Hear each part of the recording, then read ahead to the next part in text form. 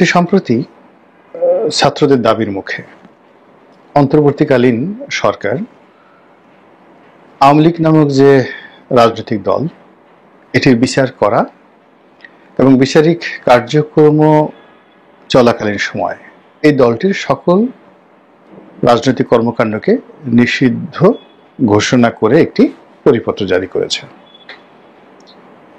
পরিপত্রটি অস্পষ্ট, এটিকে আপনি ডান দিকেও নিতে পারেন, বাম দিকেও নিতে পারেন। তো এতে করে যারাই আন্দোলন করেছিলেন তাদের একটা আশা ছিল যে এই ঘটনার ফলে আওয়ামী লীগের তৎপরতা কমবে এবং বাংলাদেশে যে রাজনৈতিক একটা ভ্যাকুয়াম তৈরি হবে সেই ভ্যাকুয়ামের জায়গাগুলো অন্যান্য রাজনৈতিক দলগুলো দখল করতে পারবে। আওয়ামী লীগের যে সকল জনপ্রতিনিধি, বিশেষ করে স্থানীয় সরকারের যে সকল জনপ্রতিনিধি রয়েছেন, ইউনিয়ন পরিষদের মেম্বার, চেয়ারম্যান, পৌরসভার মেয়র, তারপর সিটি কর্পোরেশনের মেয়র, কাউন্সিলর থেকে শুরু করে আরো অনেকে, যাদেরকে রিকনসিলিয়েশনের মাধ্যমে বা ট্রুথ কমিশনের মাধ্যমে যদি কোন একটি রাজনৈতিক দলে, সেটা এনসিপি হোক, জামাত হোক, বিএনপি হোক, তাদেরকে আনা যায়, তাহলে যারা এই আওয়ামী লীগের নেতা শ্রেণীর 10-15 হাজার লোককে রিকনসিলিয়েট করতে পারবেন, তারা রাজনৈতিকভাবে এগিয়ে যাবেন এবং এক্ষেত্রে সবচেয়ে বেশি লাভবান হবে এনসিপি এবং এখন বর্তমান ডক্টর মোহাম্মদ ইউনূস সরকার, যদি তারা এই কাজগুলো করতে পারেন। এবং এই কাজগুলো তারা করতে যে উৎসাহ বোধ করেছেন, এর পেছনে হয়তো অনেক ক্ষমতালোভী পদ পদবীধারী আওয়ামী লীগের যারা নেতাকর্মী রয়েছেন, তারা হয়তো সরকারের কর্তা ব্যক্তিদের সঙ্গে যোগাযোগ করেছেন এবং বলেছেন যে আমাদেরকে নেন, আমরা জান প্রাণ দিয়ে আর জীবনে আওয়ামী লীগ করবো না, আপনাদের সঙ্গে থাকবো এবং আমাদের সহায় সম্পত্তি, জনপ্রিয়তা যা কিছু আছে আপনাদের সেবায় নিয়োজিত হবে। রাজনৈতিক পদ পদবী আসলে খুব জঘন্য একটা বিষয়। এটি এমন একটা বিষয় যে এই পদ পদবী পাওয়ার জন্য হয়তো 1 মাসের জন্য, হয়তো 15 দিনের জন্য, হয়তো 1 বছরের জন্য মানুষ কি না করে।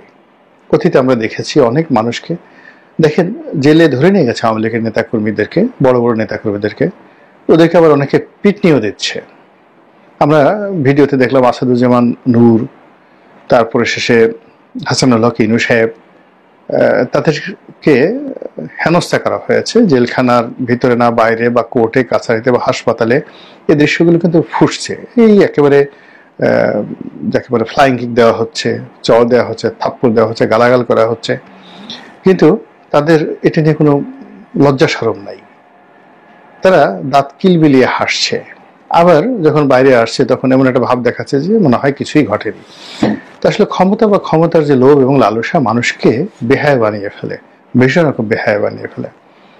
এখন এই জামানা তো দেখেন যে ছোট্ট একটা পদের জন্য, পদবীর জন্য অনেক বড় বড় নেতা, বিএনপির নেতা, আওয়ামী লীগের নেতা, জামাতের নেতা এমন এমন জায়গাতে যাচ্ছে, এমন এমন লোকের হাতে পায়ে ধরছে, এমন এমন সব কথাবার্তা বলছে যেগুলো কোনো ভদ্রলোক যদি শুনে আসলে ক্ষমতার রাজনীতির প্রতি একটা ঘৃণা এসে যায়, বিকট একটা ঘৃণা এসে যায়। তো এরকম মানে কৃষ্ণকলে লীলা খেলা কি একটা কথা যেন আছে, ওই রকম। মানে আওয়ামী লীগের একটা নির্বাচনকে আপনি বৈধই মনে করছেন না, অথচ সেই নির্বাচনের যে ফলাফল সেটা আপনি পেতে চাচ্ছেন। এখন আপনি এটা নিয়ে কি বুঝাবেন, কি যুক্তি দিবেন? মানুষ কিন্তু এটা নিয়ে খুব আলোচনা করছে, সমালোচনা করছে। আবার দেখা গেল যে প্রশাসক নিয়োগ করার জন্য আওয়ামী লীগের একজন নেতার বা মন্ত্রীর সয় সম্পত্তি রক্ষা করার জন্য উপদেষ্টাতে একজন উপদেষ্টার নাম আসছে, তার স্বামীর নাম আসছে। জঘন্য, মানে ভীষণ রকম জঘন্য একটা জায়গাতে। এখানে আসলে আপনি কাকে বিশ্বাস করবেন? কাউকে আপনি এখানে বিশ্বাস করতে পারবেন না। একজন উপদেষ্টা, বাচ্চা উপদেষ্টা, যে কিনা কয়েকদিন আগে যার ম্যাচের পয়সা দেওয়ার সামর্থ্য ছিল না, একটা গেঞ্জি কেনার সামর্থ্য ছিল না, এখন তার একটা পিয়ন অল্প কয়েকদিনের মধ্যে 300-350 কোটি টাকা চুরি করে ফেললো। পিয়ন না, ঠিক এপিএস এরকম জাতীয়। মানে এরা এপিএস, পিয়ন বা ঝাড়ুদার does not matter, is a bad man. তো অল্প কয়েকদিনে 350 কোটি টাকা সে তছরূপ করে ফেললো, বা 315 কোটি টাকা না কি যেন, ইত্যাদি ইত্যাদি। তো এগুলো দেখলে মানে কি মনে হয়, অবাক করে মনে হয় যে মানুষ এরকম হয় কি করে। আমি অন্যের কথা বলবো না, আমি নিজের কথাই বলি। ধরেন, টাকা পয়সা তো আমরা চিনেছি।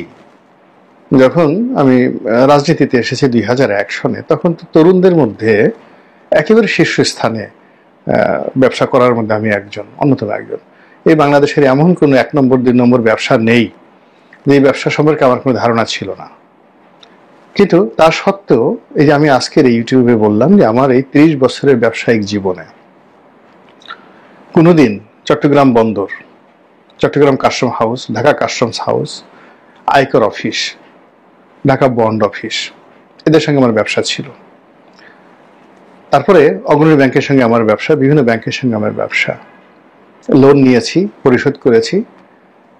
কিন্তু এই 30 বছরের জীবনে 30টি পয়সা, একটি পয়সাও কাউকে ঘুষ দিতে হয়নি। বাংলাদেশে যারা বলে যে ঘুষ ছাড়া কাজ হয় না, তারা আমার এই ফাইলগুলো একটু খোঁজ নিয়ে আসেন। আমার দুর্নীতি দমন কমিশনে শেখ হাসিনার নির্দেশে প্রায় 10 বছর 3 থেকে 4 বার আমার ফাইল তারা তদন্ত করেছে, পুনঃ তদন্ত করেছে। দুদকের অনেক কর্মকর্তা এসেছেন অফিসে, 1 কাপ চা পর্যন্ত খাওয়ায়নি, বরং এখান থেকে তারা আমার সঙ্গে কথাবার্তা বলতে গেলে মুরিদ হয়ে এখান থেকে তারা চলে গেছেন আমার এই অফিসে বসে। তারপর সবচেয়ে বড় মন্ত্রণালয়টি, সেই মন্ত্রণালয়ের আমি সংসদীয় কমিটির প্রধান ছিলাম, প্রধান না ঠিক একজন সদস্য ছিলাম। কিন্তু এখানে বৃহত্তর যোগাযোগ মন্ত্রণালয়, যার অধীন সড়ক, যোগাযোগ, রেলপথ যখন একত্রে ছিল, সৈয়দ আবুল হোসেন সাহেব মন্ত্রী ছিলেন, ওয়াদুল কাদের সাহেব মন্ত্রী ছিলেন। বাস্তবতা হলো যে আমি একজন সংসদ সদস্য হওয়া সত্ত্বেও আমার সংসদীয় কমিটির চেয়ারম্যান কিংবা আমাদের যে মন্ত্রী আবুল হোসেন সাহেব বা ওয়াদুল কাদের সাহেব, আমার একটা কথার বাইরে যাওয়ার সামর্থ্য তাদের ছিল না যতদিন আমি ছিলাম। আমি যদি একটা ধমক দিতাম, কর্মকর্তা তো দূরের কথা, মন্ত্রীদেরকে পার্লামেন্টারি কমিটির বৈঠকে কিভাবে ধমকিয়েছি সেটা আপনারা ইচ্ছা করলে সংসদীয় কমিটির রেকর্ডে দেখতে পারেন। কিন্তু বিনিময়ে কোনো একটা মন্ত্রীর দপ্তরে গেছি, 1 কাপ চা খেয়েছি, একটা টেলিফোন করেছি, এরকম সিঙ্গেল নজির নাই। বরং আমার মন্ত্রীরা, অনেক মন্ত্রীরা টেলিফোন করেছে, আমি ফোনই ধরিনি, যে এদের সাথে আমি কথা বলবো না। আমার কোনো অসুবিধা হচ্ছে না, আমি এখন একটা দল করছি, বিএনপির মতো একটা দলের মনোনয়ন পাওয়া তো 4টিখানি বিষয় নয়। আপনি দেখুন তো যে বিএনপির মতো একটা দলের মনোনয়ন পেয়ে গেলাম, বিএনপির কোনো লোক, কোনো নেতা বলতে পারবে যে আমি তাদেরকে 1 কাপ চা খাইয়েছি এই মনোনয়ন পাওয়ার জন্য? এখন পর্যন্ত টিল নাও 2000 বিএনপির সবচেয়ে খারাপ সময়, একেবারে সবচেয়ে খারাপ সময়টিতে আমি বিএনপিতে ছিলাম এবং এখন পর্যন্ত আছি। আমি আমার মতো সে প্রথম দিন থেকে কাজ করে যাচ্ছি, লিখে যাচ্ছি, কথা বলে যাচ্ছি। 18 সনও বেগম জিয়ার পক্ষে বলেছি, বিপক্ষে বলেছি, তারেক রহমান সাহেবকে সমালোচনা করেছি, তার পক্ষে বলেছি। আবার 22-23 সনেও যেভাবে বলেছি, আবার এখনো একইভাবে। আমার ভাষা তো বিএনপিকে নিয়ে চেঞ্জ হয়নি। 2023 সনে, 2021 সনে, 22 সনে একেবারে টকশোতে, টেলিভিশনে যে কথাগুলো বলেছি দল নিয়ে, আবার এখনো একই কথা বলে যাচ্ছে। আবার ওনাদের সঙ্গে আমার যখন সরাসরি কথা হয়, আমার ভাষা একই রকম, একটু 19-20 কখনো হয় না। আমাকে কখনো তারেক রহমান সাহেবের সঙ্গে মাথা নুইয়ে কোনোদিন কথা বলতে হয়নি। কোন নেতার কতটুকু সামর্থ্য আছে আমি বলতে পারবো না। জনাব তারেক রহমান সাহেবের সাথে বহুবার কন্টিনিউয়াসলি স্কাইপেতে 2 ঘন্টা, 2.5 ঘন্টা, 3 ঘন্টা পর্যন্ত ওয়ান টু ওয়ান কথা বলেছি। তো আমাকে তো একটা তেল দিতে হয়নি, একটা শব্দ উচ্চারণ করতে হয়নি টু কনভিন্স হিম। তো মানুষ কেন তেলবাজি করে, আমি এই জিনিসগুলো বুঝছি না। তো যেটা বলছিলাম যে এখন বাংলাদেশে যে রাজনীতি, সেই রাজনীতিতে এমন একটা জায়গাতে চলে আসছে, সবাই ভয় পায়, সবাই লোভ করে, সবাই লালসা করে, এবং সবাই যাকে বলে যে আর যেটা প্রয়োজন না তার ঠিক সেই জিনিসটা করে। আমি শুধু এখানে একটা ব্যাপার আপনাদেরকে বলি, যে এখানে একটা কথা বলি, সেটা হলো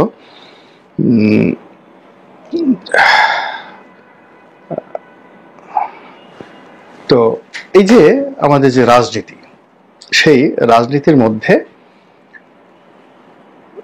অহেতুক আতঙ্ক, অহেতুক সমালোচনা এবং অহেতুক অস্থিরতা প্রায় প্রতিদিনই তৈরি হচ্ছে।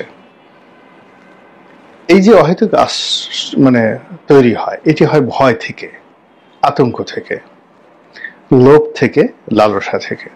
কিন্তু আপনার যদি এই জিনিসগুলো না থাকে না, আপনাকে কাউকে আসলে পাত্তা দিতে হয় না। এটি এত লম্বা যে ভূমিকা টানলাম যে কারণে, সেই কারণটা হলো যে আওয়ামী লীগকে নিষিদ্ধ করা হয়েছে, কর্মকাণ্ডকে নিষিদ্ধ করা হয়েছে, কিন্তু কোনো অবস্থাতেই এই আলোচনা বাদ দেওয়া যাচ্ছে না। তো এখন আওয়ামী বিরোধী যে পত্রপত্রিকাগুলো, সেখানে জয় আমেরিকা থেকে দিল্লিতে আসছেন এ নিয়ে খবর করেছে। আচ্ছা, আওয়ামী লীগ নিষিদ্ধ করেছেন, জয় আমেরিকা থেকে দিল্লিতে আসছে, তাতে আপনার কি? এটা নিয়ে আপনার লেখার দরকারটা কি? ইট মিনস এটার এত নিউজ ভ্যালু আছে যে পত্রিকাগুলো এটা লোভ সামলাতে পারছে না। আবার জয় দিল্লি থেকে, যাকে বলা হয় কলকাতাতে আসবেন, নেতাকর্মীদের সাথে বৈঠক করবেন, এটা আপনি নিষিদ্ধ দল, সে বৈঠক করলি কি না করলি কি, আপনার তো দরকারটা কি? কিন্তু এটা নিয়ে কিন্তু মানুষজন আলোচনা করছে। ইট মিনস আমাদের লোভ, আমাদের লালসা, আমাদের ভয় এবং আমার আতঙ্ক আওয়ামী লীগকে কেন্দ্র করে শেষ হয়ে যায়নি, এবং এটা আইন দিয়ে করা যাবে না। এরই একটা নমুনা ইদানিংকালে আমরা দেখতে পেলাম। সেটা হলো যে শেখ হাসিনা তো ওই যে একের পর এক ভয়েস দিয়েই যাচ্ছেন, একের পর এক বক্তব্য দিয়েই যাচ্ছেন। কে কি মনে করলো কিচ্ছু আসে যায় না। তিনি যখন মানে তার এই যে বক্তব্যগুলো, কথাবার্তাগুলো 1981 সনে উনি আসার পর থেকে আজকের দিন পর্যন্ত একটু পরিবর্তন হয়নি। শুধুমাত্র এখানে যেমন জিয়াউর রহমান সাহেবকে গালাগালটা বন্ধ করেছেন, তারেক রহমান সাহেবকে গালাগালটা বন্ধ করেছেন, বেগম জিয়াকে গালাগাল বন্ধ করেছেন, এবং কথায় কথায় বিএনপি ছাত্র দলকে হেয় করার যে প্রবৃত্তিটা, এটা নিয়ন্ত্রিত। এর বাইরে মানে যে গালটা তারেক রহমান সাহেবকে করতেন, সেই গালাগালটা এখন ডক্টর ইউনূসকে করছেন।